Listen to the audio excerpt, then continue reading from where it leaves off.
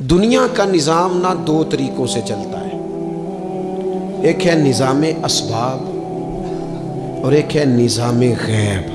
ایک نظام اسباب سے چلتا ہے کہ آگ جلاتی ہے، پانی ٹھنڈا کرتا ہے، انسان ماں باپ کے ملاپ سے پیدا ہوتا ہے۔ دنیا نظام اسباب سے چلتی ہے اور اسی ترتیب سے نظام آگے چل رہا ہے۔ اور ایک ہے نظام غیب، جب اللہ اپنی رحمت کا فیصلہ فرمائے تو ایک نظام وہ بھی ہے۔ وہ کیسے ہے؟ آگ جلاتی ہے، لیکن جب رب چاہے نا تو حضرت ابراہیم کے لیے ٹھنڈی ہو جاتی ہے۔ یہ کیا ہے؟ یہ نظام غیب ہے۔ نظام اسباب یہ ہے کہ ماں باپ کے ملاپ سے اولاد پیدا ہوتی ہے، اور اگر رب چاہے نا تو حضرت عیسیٰ علیہ السلام کو بغیر باپ کے بھی پیدا فرما دیتا ہے۔ ہم جو مسلمان ہیں نا، ہماری ساری کی ساری توجہ نظام اسباب پہ ہو گئی ہے۔ اسباب پورے جمع کرو، لیکن اپنے رب کی بارگاہ کی طرف رجوع بھی کرو۔ کئی دفعہ نا اسباب سارے بندے کے ہاتھ سے چھوٹ جاتے ہیں، پھر اسے ضرورت ہوتی ہے دست غیب کی، اللہ اس کی مدد کرے۔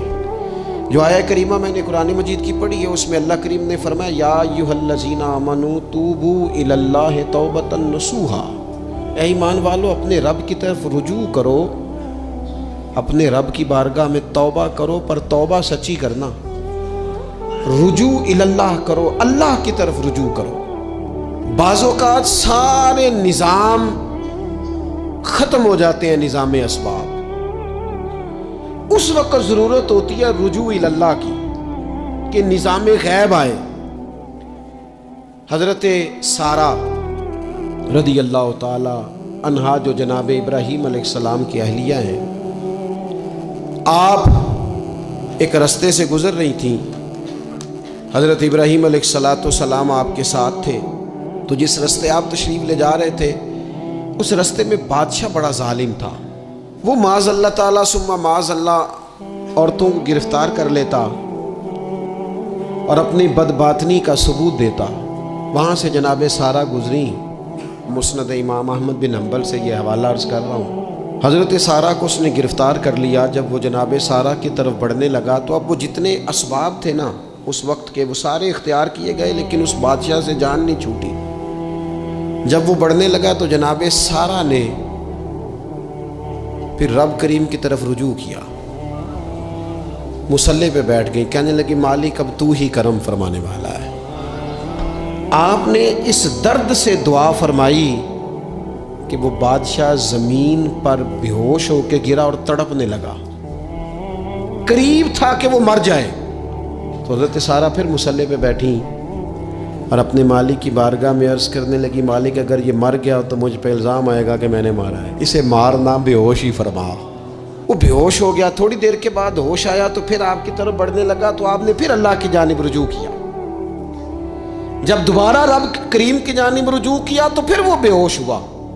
کئی دفعہ وہ کوشش کرتا، لیکن آپ جب اپنے مالک کی بارگاہ میں ہاتھ اٹھاتی تو بے ہوش ہو کے گر پڑتا۔ بالآخر آپ سے معافی بھی مانگی، آپ کو آزاد بھی کیا۔ ایک وقت ایسا آتا ہے جب سارے اسباب جواب دے جاتے ہیں۔ ہم مسلمان ملک میں رہتے ہیں، کچھ باتیں بڑی خوب ہیں۔ میں نے دیکھا ہے کہ ڈاکٹر جب سمجھ آتا ہے نا کہ رپورٹس، ادویات، ٹیسٹ اب اس نتیجے پہ پہنچ گئے ہیں کہ شاید یہ مریض بچے گا نہ، تو چونکہ مسلمان ملک ہے تو میرے وطن کے ڈاکٹر ایک خوبصورت جملہ بولتے ہیں، مجھے بڑا پسند ہے۔ وہ یہ نہیں کہتے اب کچھ نہیں ہو سکتا، وہ کہتے ہیں آپ دعا کریں۔ کیا مطلب کہ اب رجوع الی اللہ کا وقت آ گیا ہے۔ ہمارے پاس جو شعور تھا، علم تھا، وہ ہم نے خرچ کر دیا۔ اب ٹائم ہے کہ رجوع الی اللہ کریں، آپ اللہ کی بارگاہ۔ یہ بڑا خوبصورت جملہ ہے، اچھی باتوں کا بھی تو ذکر کرنا چاہیے نا۔ یہ خوبصورت جملہ ہے کہ آپ دعا کریں۔ ایک وقت آتا ہے جب دعا کی ضرورت ہوتی ہے، دست غیب کی ضرورت ہوتی ہے۔ نبی پاک علیہ السلام 313 کو لے کے جب میدان میں آئے تھے تو ظاہری اسباب تو یہ تھے کہ 1000 سے مقابلہ کیسے ہوگا، تو پھر میرے قریب نے پتہ کیا کیا، हुजूर ने फिर रब करीम की तरफ रुजू फरमाया और फिर अल्लाह की मदद फरिश्तों की सूरत में आई। ओ मेरे दोस्तों, उम्मत को ज़रूरत है इस वक़्त दस्ते गैब की। पाकिस्तान कभी ना बनता अगर अल्लाह ताला की गैबी ताकतें मदद ना फरमाती। पाकिस्तान कभी ना बचेगा अगर खुदा की मदद शामिल हाल ना होगी। हमें इज्तिमाई तौर पर रुजू इल्लाह करना है। हमारे जितनी इनफरादी मुश्किलात हैं, हम किसी तकलीफ में दुख में मुब्तला हैं, अल्लाह की तरफ रुजू करें, अपने रब की बारगाह की तरफ रुजू करें। और जो हमारे इज्तिमाई मसाइल हैं उनमें भी अल्लाह की बारगाह की तरफ रुजू करें। जब हम ये रुजू करेंगे मालिक के हुजूर तो फिर अल्लाह हमारे लिए रास्ते वाज़े फरमाएगा।